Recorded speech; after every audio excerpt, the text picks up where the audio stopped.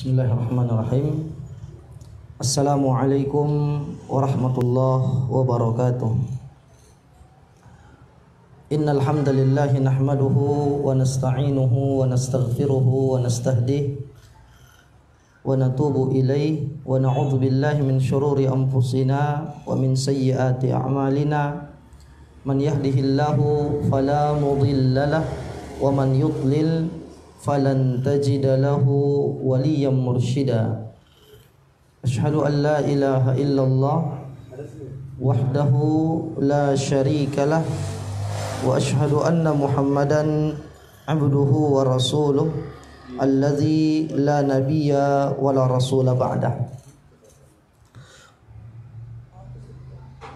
Wa qala Allahu azza wa jalla fil Qur'anil Karim, ya ayyuhalladzina amanu taqullaha haqqa tuqatih wa la tamutunna illa wa antum muslimun. Fa inna asdaqal hadithi kitabullah, khairal huda huda Muhammadin sallallahu alaihi wasallam, wa syarral umuri muhdatsatuha, fa inna kulla muhdatsatin bid'ah wa kulla bid'atin dhalalah wa kulla dhalalatin finnar wal iyadzu billah. Ma'asyiral muslimin wal muslimat rahimani wa rahimakumullahu jami'an. Alhamdulillah, pada kesempatan sore hari ini Allah tabaraka wa taala masih memberikan kepada kita limpahan nikmat dan karunia-Nya sehingga kita masih bisa duduk di majelis ilmi untuk saling menasihati dalam kebaikan, untuk saling mengingatkan di dalam menjalankan ketaatan kepada Allah tabaraka wa taala. Akhwati kaum muslimah yang dirahmati oleh Allah tabaraka wa taala, adapun pada kesempatan sore hari ini insyaallah taala kita akan membahas dan mendiskusikan sebuah tema yang berkaitan tentang para wanita yang sulit untuk masuk ke dalam surga Allah Subhanahu wa taala. Jadi ada beberapa tipikal wanita yang dengan sifatnya tersebut maka dia sulit untuk masuk ke dalam surga Allah Subhanahu wa taala. Yang pertama adalah wanita yang tidak mau taat kepada suaminya pada perkara yang baik. Ya, jadi suatu ketika Nabi sallallahu alaihi wasallam bertemu dengan salah seorang bibi dari Al-Husain bin Mihsan. Lalu Nabi sallallahu alaihi wasallam bertanya, "Adzatu zaujin anti?" Apakah engkau memiliki suami? Maka dia mengatakan, qalat na'am, iya ya Rasulullah, saya memiliki suami. Maka Nabi bertanya kembali, kaifa anti lahu? Bagaimana sikapmu, bagaimana muamalahmu terhadap suamimu? Maka wanita itu mengatakan, qalat ma'aluhu atau la aluhu illa ma'ajistu anhu. Saya tidak membangkang kepada suamiku kecuali perkara-perkara yang memang saya tidak sanggup untuk melakukannya, yaitu udzur syar'i. Artinya suami ini si istri ini senantiasa melaksanakan kewajibannya sebagai seorang istri. Dia menunaikan hak-hak suaminya terkecuali perkara-perkara yang memang dia tidak mampu, yaitu masuk dalam kategori udzur syar'i. Lalu Nabi sallallahu alaihi wasallam melanjutkan, fanzuri aina anti min fa innama huwa jannatuki wa naruki. Maka lihatlah bagaimana sikapmu dan muamalahmu terhadap suamimu, karena dia adalah surgamu atau nerakamu. Maka akhwati kaum muslimah azani Allah wa iyyakum jami'an, setelah seorang wanita mengarungi bahtera rumah tangga, setelah dia menikah, maka secara otomatis kepemimpinan di dalam hidupnya itu diserahkan kepada suaminya. Jadi tidak ada dualisme kepemimpinan. Jalan surga yang paling mudah untuk dia gapai adalah dengan mentaati suaminya. Karena apabila suaminya ridha atas perbuatan yang dilakukan oleh istri dalam koridor syar'i, maka ini adalah jalan yang paling mudah wanita tersebut mendapatkan surga Allah tabaraka wa taala. Di dalam sebuah hadis yang diriwayatkan oleh Al-Imam Ahmad dan Ibnu Hibban, dan ini disahihkan oleh Asy-Syaikh Syuaib Al-Arnaud, begitu juga Asy-Syaikh Nasiruddin Al-Albani rahimahumullah.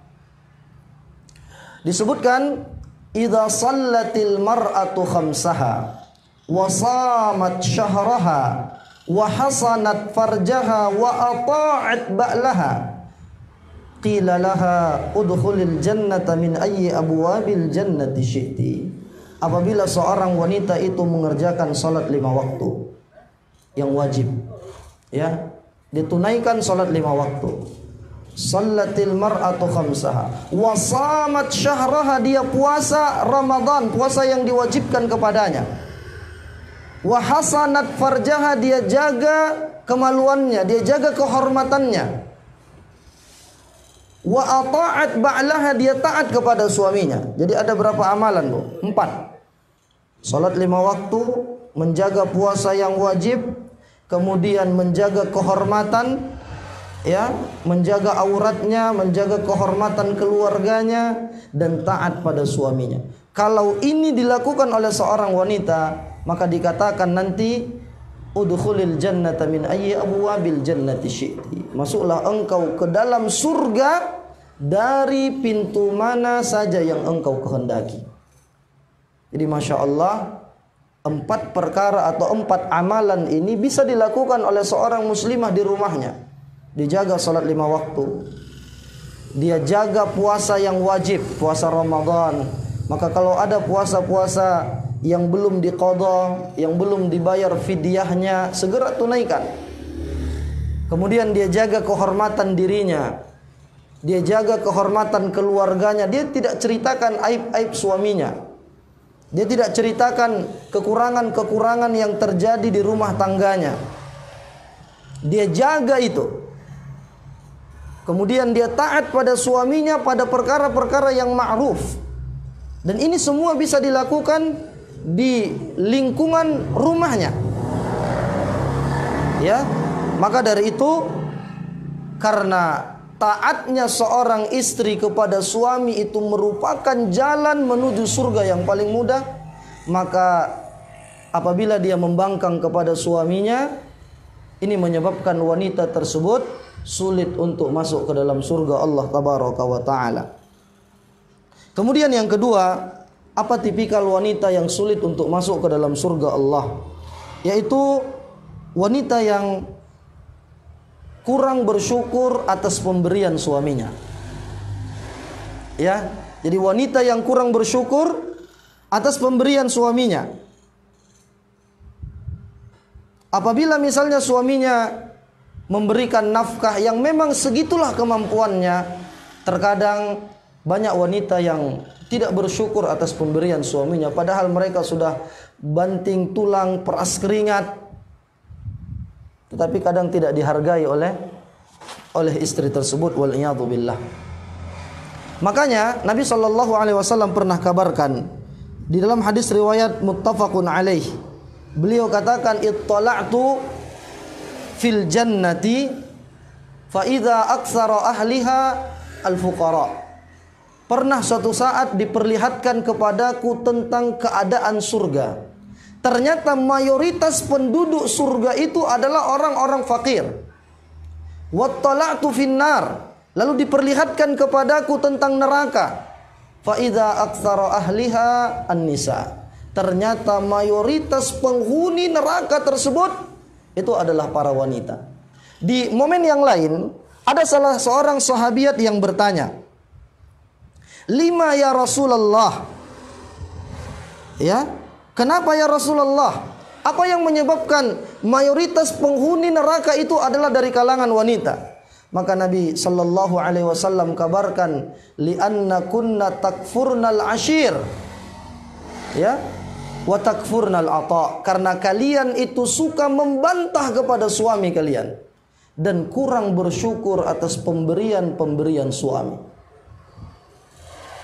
Maka akhwati kaum muslimah rahimani wa rahimakunallah jami'an, renungkanlah apa yang dikatakan oleh Nabi sallallahu alaihi wasallam.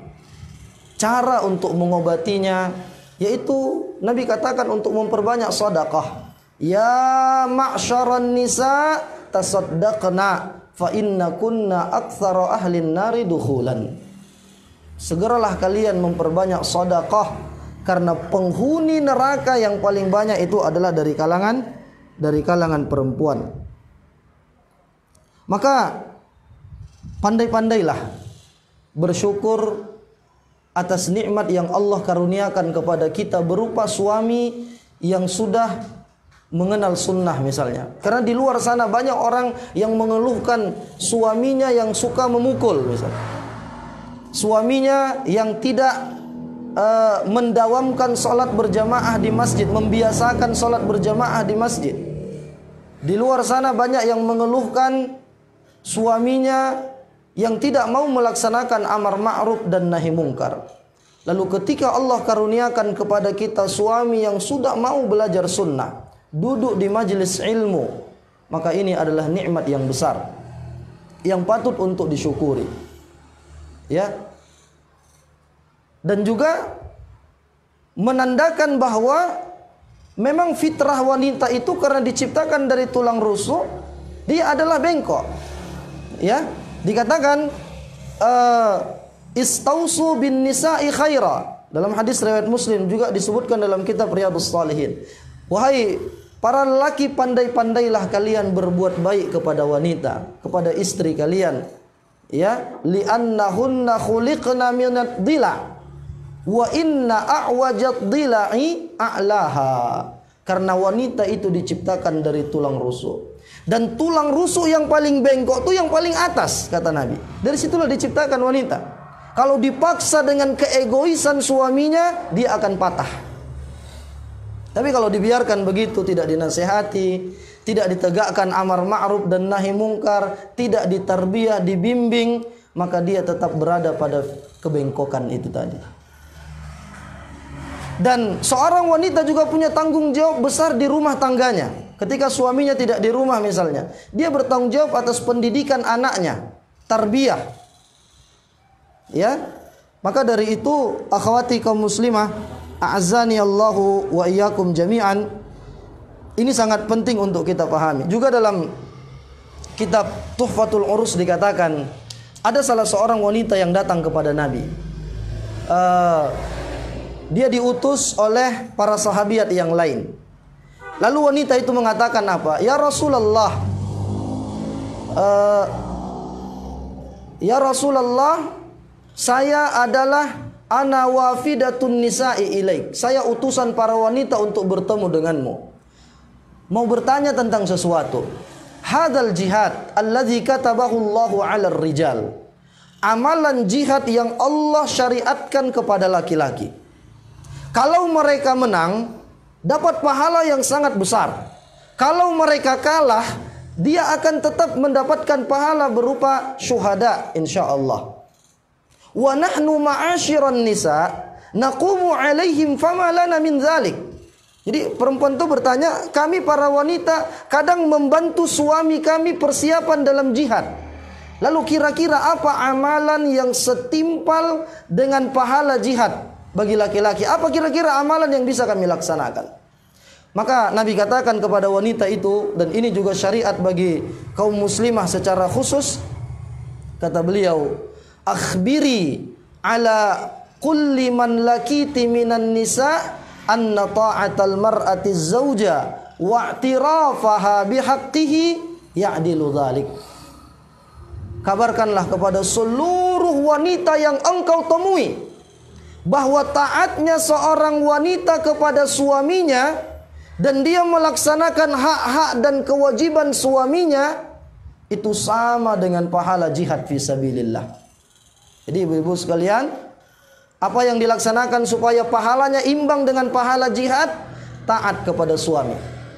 Laksanakan kewajiban-kewajiban sebagai seorang istri. Karena di akhir hadis kata Nabi apa? Wa qalilum minkunna man yaf'aluh. Sedikit dari kalian yang sanggup melaksanakan. Dikabarkan, dideskripsikan sama Nabi, seandainya suaminya berbuat baik sepanjang tahun, selalu berbuat baik kepada istrinya, lalu ada satu kesalahan suami tersebut, maka si istri akan mengatakan, abang tidak pernah berbuat baik kepadaku selama-lamanya. Jadi terhapus kebaikan yang panjang itu, yang lama itu, karena satu kesalahan. Maka ini harus dilawan. Itu was-was dari syaitan. Benar, suami kita bukanlah malaikat yang tak punya salah. Dia pasti punya aib, sebagaimana kita juga punya aib. Suami tersebut pasti punya kekhilafan, pasti punya kesalahan. Karena apa? Fa innan nasa mahma balagha minat taqwa fa innahu la budda an yartakiba dzamban.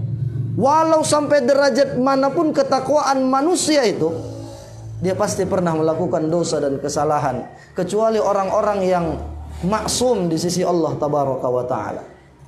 Oleh karena itu jemaah sekalian, ya, yang perlu kita laksanakan adalah mentaati suami pada perkara-perkara yang baik. Ya, dikatakan dalam sebuah hadis, innamat ta'atu fil ma'ruf. Ketaatan yang wajib dipenuhi adalah pada perkara-perkara yang ma'ruf. Adapun kalau suami menyuruh melakukan amalan yang menyelisihi syariat, maka la ta'ata li makhluqin fi maksiatil khaliq. Ya Bu, tidak boleh taat kepada makhluk manapun kalau amalan perintah itu bentuknya maksiat kepada Allah tabaraka wa taala. Misal, suami suruh ngapain? Beli rokok. Dek, belikan dulu rokok. Nggak boleh ditaati. Karena apa? Rokok membunuhmu. Jangan dulu cerita makruh, taklid, tahrim atau apa. Kan sudah jelas di kertas, rokok membunuhmu. Masih makruh yang membunuh. Jadi gimana yang haram tuh gimana? Memutilasimu baru haram gitu. Nggak boleh ditaati kalau yang disuruh suami itu perkara yang menyelisih syariat. Coba tengokkan dulu nomor togel di sana katanya, di warung sana. Masya Allah. Atau disuruhnya istrinya untuk tabarruj. Ketika pesta disuruh untuk memakai pakaian yang mengumbar aurat. La ta'ata li makhluk. Tidak boleh taat kepada siapapun fi maksiatil khaliq, pada perintah yang itu maksiat kepada Allah tabaraka wa taala. Ya.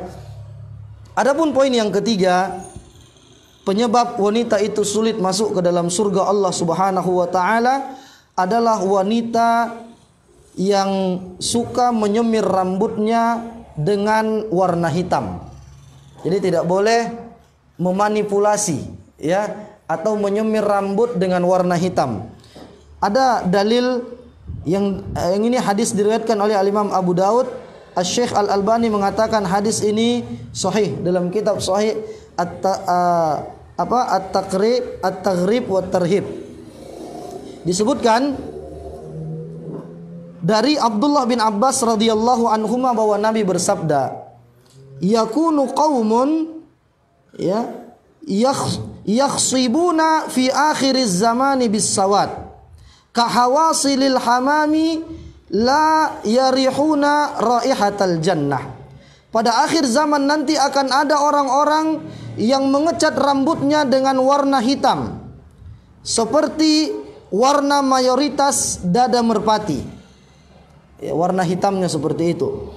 Mereka tidak akan masuk surga, bahkan tidak akan merasakan bau surga. Dalam riwayat yang lain, wa inna raihatal jannah la yujadu masirata syahrin. Padahal bau surga itu sudah bisa tercium aromanya 1 bulan perjalanan.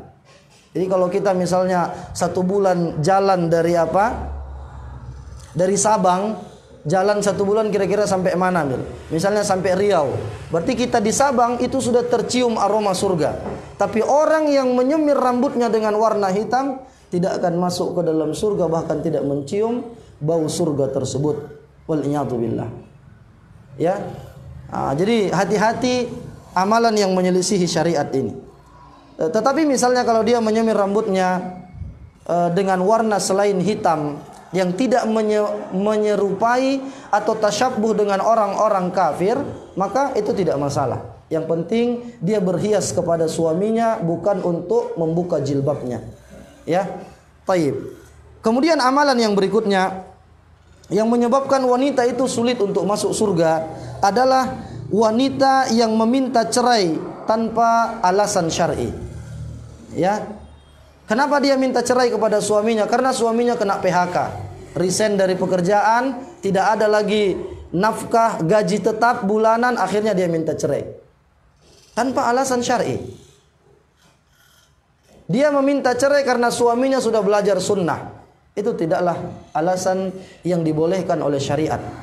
Ada sebuah hadis yang ini diriwayatkan oleh Al-Imam Ibnu Majah, At-Tirmidzi dengan sanad yang hasan. Dikatakan bahwa ayyuma imra'atin sa'alat zawjaha at-talaqa min ghairi ba'sin faharamun 'alaiha raihatul jannah. Wanita mana saja yang meminta cerai kepada suaminya tanpa ada alasan yang syar'i, maka haram atasnya aroma surga. Al-Imam Al-Hafiz Al-Mubarakpuri mengatakan bahwa kenikmatan yang pertama kali dirasakan penduduk surga adalah mendapatkan baunya surga. Inilah yang didapatkan oleh orang-orang yang melakukan amalan kebaikan. Sedangkan yang disebutkan dalam hadis ini bahwa wanita tersebut tidak mendapatkan baunya surga. Hal ini menunjukkan ancaman bagi istri yang memaksa khulu', meminta cerai padahal alasannya tidak syar'i. Ancamannya adalah tidak mencium aroma surga dan tidak akan masuk ke dalam surga Allah tabaraka wa ta'ala. Ya, jadi hati-hati. Dan bagi suami juga hati-hati, tidak boleh mengancam istri sikit-sikit, nanti engkau saya talak, nanti engkau saya cerai. Tidak boleh seperti itu. Karena apabila dia katakan sebuah syarat dan itu dilanggar sama istrinya, jatuh talaknya. Misalnya dia bilang, kalau kamu nanti keluar dari rumah, maka saya akan cerai. Keluar istrinya dari rumah, jatuh talak. Kalau kamu nanti bertabarruj, keluar rumah, mengumbar aurat, tidak pakai jilbab, maka akan saya talak. Ketika misalnya istrinya melakukan itu, jatuh talak. Jadi tidak boleh sikit-sikit mengancam dengan kalimat-kalimat cerai atau talak. Ya, kata Allah Subhanahu wa taala dalam Al-Qur'an, wa ashiruhunna bil ma'ruf fa in karihtumuhunna syai'a fa asa an yaj'alallahu fihinna khairan katsira. Bergaullah dengan istri kalian dengan cara-cara yang baik. Kalau kalian mendapati satu perkara yang tidak kalian suka, insya Allah Allah berikan padanya kebaikan-kebaikan yang lebih banyak dari itu. Jadi memang suami juga harus memahami, sebagaimana istri juga harus memahami kedudukan sebagai seorang istri dan memenuhi hak dan kewajibannya. Ya. Berikutnya jamaah sekalian, di antara amalan yang menyebabkan manusia atau wanita itu sulit untuk masuk ke dalam surga Allah Subhanahu wa taala adalah wanita yang mengaku keturunan orang lain. Jadi dia nisbatkan nasab dia bukan kepada bapak kandungnya. Itu dilarang. Bahkan itu hukumnya haram. Ya, dalam hadis riwayat Al-Imam Ahmad, juga Al-Imam Al-Haythami dalam Majma' Az-Zawaid, dikatakan bahwa hadis ini sahih dari Abdullah bin Amr radhiyallahu anhuma. Nabi katakan, "Manidda'a ila ghairi abihi lam yarah raihatal jannah wa inna rihaha la yujadu min qadri 70 aman aw masirata 70 aman." Qala wa man kadzaba alayya muta'ammidan falyatabawwa maq'adahu minan nar. Falyatabawwa maq'adahu minan nar. Ya. Yang maknanya adalah barang siapa yang menisbatkan diri kepada selain ayah kandungnya, maka haram atasnya aroma surga. Bahkan aroma surga itu bisa dirasakan dalam perjalanan 70 tahun. Masya Allah. Maka tidak boleh istri menisbatkan namanya kepada selain nama bapaknya. Kan sering kita dengar nama istri disandingkan dengan nama suami, itu tidak boleh. Ya jamaah sekalian, misalnya nama istrinya Aisyah, nama suaminya Abdullah. Jadi orang-orang bilang apa? Itu Ibu Abdullah atau Aisyah Abdullah. Tidak boleh seperti itu. Dia hanya bisa menyertakan namanya dengan nama bapaknya. Kalau nama bapaknya Ahmad, tidak apa-apa dia bilang Aisyah Ahmad, Aisyah binti Ahmad. Begitu juga anak-anak angkat. Anak angkat itu nggak boleh dinasabkan binnya itu kepada bapak angkatnya. Begitu juga anak yang lahir dari hasil di luar pernikahan syar'i, walaupun itu ayah biologisnya, tapi dia tidak boleh dinasabkan kepada bapaknya. Karena secara syariat mereka belum ada ikatan pernikahan yang sah. Ya, maka anak-anak yang lahir di luar pernikahan syar'i, maka banyak ketentuan syariat yang menjelaskan tentang itu. Pertama, dia nggak mendapatkan harta warisan. Ya, dia nggak dapat harta warisan karena dia bukan anak kandung. Baru nggak boleh dinasabkan kepada bapaknya. Kemudian apa? Kalau misalnya itu anak perempuan, anak pertama itu perempuan yang lahir padahal belum ada ikatan pernikahan yang syar'i. Kalau istilah medannya karena tabrakan duluan, berzina mereka duluan, hamil dinikahkan. Maka nanti ketika dia mau menikah, itu ayah biologisnya tidak sah menjadi wali nikahnya, wali hakim, karena itu bukan ayah dia secara syar'i. Waliyadzubillah. Maka tidak boleh kalaupun kita punya anak angkat, tetap binti atau binnya itu kepada ayah kandungnya. Atau kalau kita tidak tahu siapa ayah kandungnya, bilang aja bin Abdullah, hamba Allah, maksudnya gitu kan. Jangan dibilang kepada ayah angkatnya. Jadi kata Nabi SAW, manidda'a ila ghairi abihi lam yarih atau lam yarah raihatal jannah. Kita juga yang laki-laki bin bapak kandung kita. Jangan bilang kita nasabkan kepada orang lain. Itu tidak diperkenankan, ya. Atau boleh dia langsung nasab dia kepada kakek dia. Ya, misalnya Syekh Al-Utsaimin. Al-Utsaimin itu gelar dari kakek-kakek dia yang di atas. Padahal nama beliau Muhammad bin Saleh. Ayahnya Saleh. Tapi kakek-kakek dia ke atas itu dari kabilah atau ada namanya Al-Utsaimin begitu kan. Atau misalnya Al-Bataqiyah misalnya, karena dia dari kabilah ini, karena dia dari kabilah Melayu, Al-Malawiyah misalnya. Tidak masalah. Ya. Yang penting dia tidak boleh menisbatkan namanya kepada selain nama bapaknya. Wallahu taala alam bissawab. Kemudian yang terakhir jamaah sekalian, yang menyebabkan wanita itu sulit untuk masuk ke dalam surga Allah adalah wanita yang tabarruj. Wanita yang berpakaian tapi hakikatnya dia telanjang. Na'udzubillahi min dzalik. Ya. Ada sebuah hadis yang ini diriwayatkan oleh Al-Imam Muslim. Nabi katakan, sinfani min ahlin nar lam arahuma. Ada dua kelompok yang merupakan penghuni neraka yang aku belum pernah saksikan ini semasa hidup beliau. Siapa itu? Qaumun ma'ahum siyatun ka'adnabil baqar yatribuna bihan nas wa nisa'un kasiyatun 'ariyat mumilat ma'ilatun ru'usuhunna ka'asnimatil bukhti. Ya, la yadkhulnal jannah wa la yajidna rihaha wa inna rihaha la yujadu masirata kadza wa kadza. Ada dua golongan penghuni neraka yang belum pernah aku lihat. Yang pertama kata Nabi, satu kaum yang membawa cambuk seperti ekor sapi, dengannya ia memukuli orang. Kemudian yang kedua, wanita-wanita yang berpakaian tetapi mereka dianggap telanjang. Mereka dianggap tidak berbusana. Mereka berlenggak-lenggok dan condong dari ketaatan. berpaling dari ketaatan. Rambut mereka seperti punuk unta yang miring. Mereka tidak masuk surga dan tidak akan mencium baunya. Wal'iyadzubillah. Jadi jangan sampai tabarruj, mengumbar aurat. Kalau berangkat pesta, bincunya tebalnya sampai 2 inci misalnya.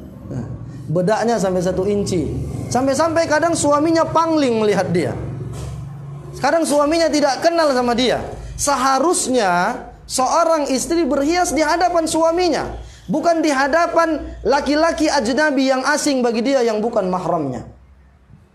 Istri Imam Ahmad pernah menuturkan, kami dulu berbicara kepada suami-suami kami, berbicara kepada suami kami, kama tukallimuna umara'akum, sebagaimana kalian berbicara dengan pemimpin-pemimpin kalian. Bagaimana kita berbicara dengan pemimpin kita? Kita pilih bahasa yang sopan, kita pilih kata-kata yang pas, kita akan memiliki adab yang baik, intonasi suara yang terukur. Itulah kalau kita berbicara dengan pemimpin kita. Nah, begitulah istri-istri yang berakhlak pada masa Imam Ahmad. Mereka menjaga kata-katanya, tidak menyakiti suaminya. Berbeda dengan wanita sekarang, dia lebih garong dari suaminya. Dia lebih tinggi suaranya dari suaminya. Makanya ada istilah suami-suami yang takut istri. Kita tanya, Pak, ayo ikut taklim. Apa Ustaz, ana izin istri dulu. Masya Allah. Untuk taklim aja izin istri.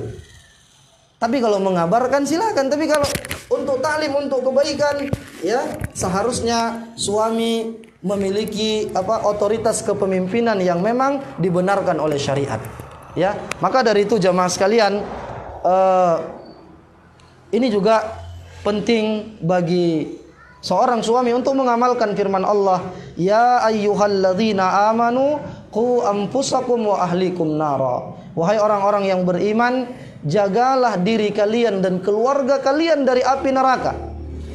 Ali bin Abi Thalib mengatakan, wa ma'naha allimuhum umura dinihim wa addibuhum. Ajarkan mereka perkara-perkara agama dan ajarkan mereka akhlak yang baik. Jadi ini tanggung jawab seorang suami, mengajarkan istrinya agama, mengajarkan kepada anak-anaknya akhlak, karakter yang baik. Kenapa demikian jamaah sekalian? Karena amalan yang paling banyak memasukkan orang ke dalam surga Allah itu adalah ketakwaan dan akhlak yang baik. Seharusnya ibu-ibu yang sudah belajar duduk di majelis taklim makin bagus akhlaknya kepada orang tuanya. Seharusnya kita yang sudah belajar kajian sunnah, maka semakin sopan tutur sapanya kepada suaminya, semakin baik muamalahnya kepada suaminya, semakin mengerti akan hak dan kewajiban. Karena jalan termudah bagi seorang wanita untuk masuk surga itu adalah dengan mentaati suaminya.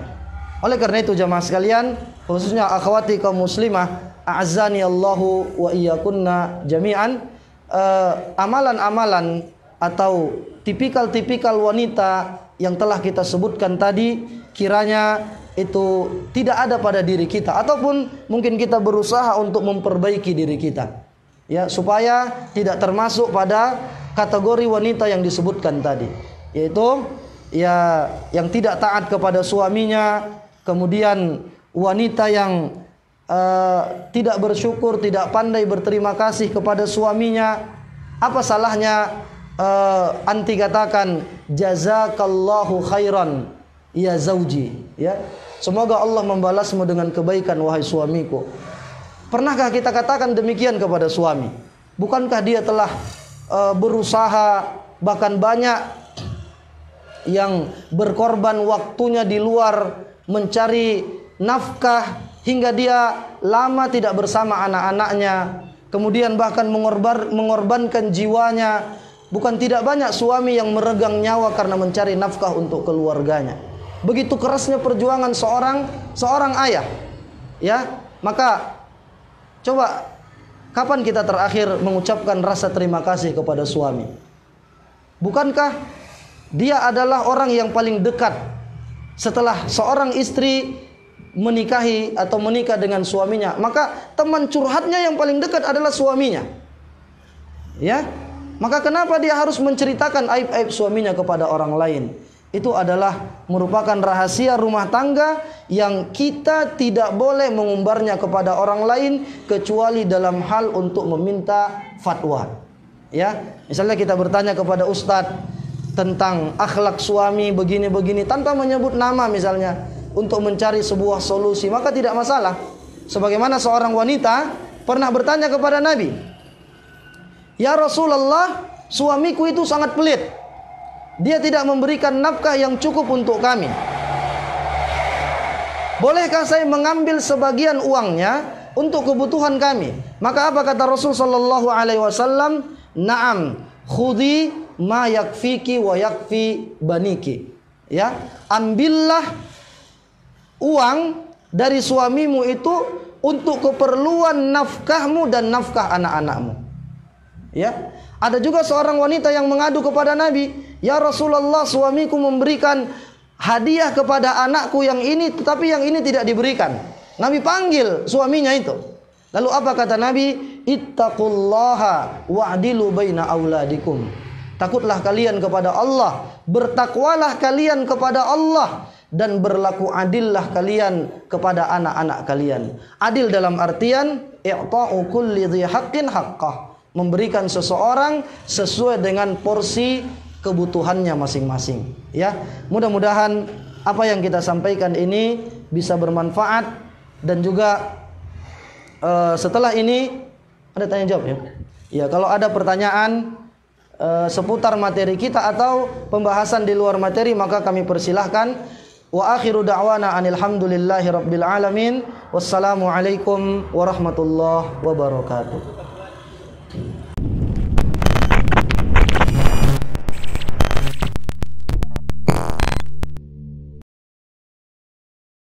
Bismillahirrahmanirrahim. Assalamualaikum warahmatullahi wabarakatuh. Alhamdulillah, wassalatu wassalamu ala rasulillah wa ala alihi wa ashabihi wa mawala, amma ba'du. Ikhwatal iman, azani Allahu ayyakum, pemirsa dimanapun anda berada. Yayasan At-Thaifah Al-Mansurah Tapak Tuan dalam hal ini memberikan kabar gembira kepada kita bersama, yaitu investasi akhirat pahala tiada batas. Di tanah hibah seluas lebih kurang 615 meter persegi ini, yang insya Allah akan dibangun rumah tahfizul Quran beserta TKIT Bunaya, yang tentunya ini semua akan menjadi pahala jariah bagi yang mau berpartisipasi di dalamnya. Karena melalui sekolah inilah nantinya akan keluar para generasi-generasi penghafal Al-Quran, generasi-generasi yang menyibukkan dirinya dengan Al-Quran. Maka dari itu ini adalah kesempatan emas yang tidak boleh kita sia-siakan. Maka mari sama-sama kita mengambil bagian, berpartisipasi dalam membantu menyukseskan program baik dari Yayasan At-Thaifah Al-Mansurah ini dalam membangun rumah tahfiz Al-Quran dan juga TKIT Bunaya. Karena merupakan keutamaan dari para orang-orang yang mau menginfakkan hartanya di jalan Allah Subhanahu wa taala. Allah sebutkan bahwasanya mereka adalah calon-calon penghuni surganya Allah Subhanahu wa taala. Allah Subhanahu wa taala sebutkan dalam Quran surah Ali Imran ayat 134, alladzina yunfiquna fis-sarra'i wad-dharra, yaitu orang-orang yang menginfakkan hartanya baik itu dalam keadaan lapang maupun dalam keadaan sempit. Selain itu Allah Subhanahu wa taala juga janjikan akan mengganti dari setiap apa yang mereka infakkan di jalan Allah Subhanahu wa taala. Allah Subhanahu wa taala berfirman dalam Al-Qur'an surat Saba ayat ke-39, "Wa ma anfaqtum min syai'in fahuwa yukhlifuh wallahu khairur raziqin." Dan adapun apa saja yang kau infakkan di jalan Allah Subhanahu wa taala, maka Allah akan mengganti dari apa yang kau infakkan tersebut. Wallahu khairur raziqin. Dan sesungguhnya Allah Subhanahu wa taala adalah maha sebaik-baiknya pemberi rezeki. Maka dari itu ikhwatal iman, azanillahu iyyakum, marilah sama-sama kita sukseskan program baik dari Yayasan At-Thaifah Al-Mansurah ini dalam rangka membangun rumah tahfiz Al-Quran dan juga TKIT Bunaya. Semoga Allah Subhanahu wa taala selalu memberikan kepada kita kemudahan. Wassallallahu ala nabiyina Muhammad wa ala ali Muhammad. Aqulu qauli hadza wa astaghfirullah li wa lakum. Assalamualaikum warahmatullahi wabarakatuh.